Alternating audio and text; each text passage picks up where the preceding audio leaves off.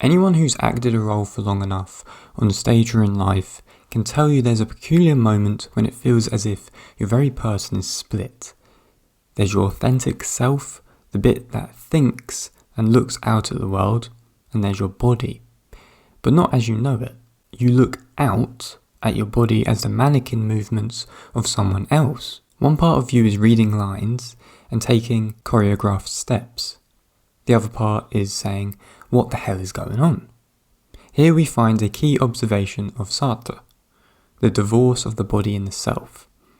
In his book Being in Nothingness, Sartre provides us with a story. Imagine there's a woman on a date with a man for the first time. The woman is attractive and she's aware of that fact.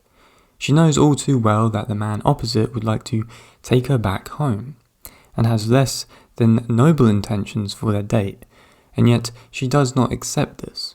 She does not let it play out in her head. She chooses to live instead to a narrative that she has constructed. So when the man says to her, "I find you so attractive," she disarms this phrase of its sexual background. She turns the suggestive comments into ones of admiration, esteem, and respect. She lives in a story and not the reality she knows is there.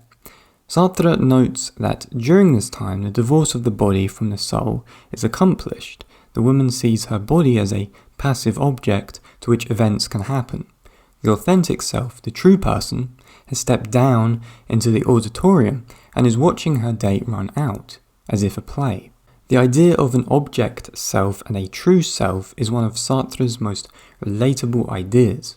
Anyone who takes great relish in throwing off their, quote, work clothes when they get home knows what he means. Anyone who gets tired and frustrated at wearing painted smiles and spouting cliches knows what he means. Anyone who's given into the pressure of 1,000,000 people to behave a certain way knows what he means. We all live vast swathes of our life as an act.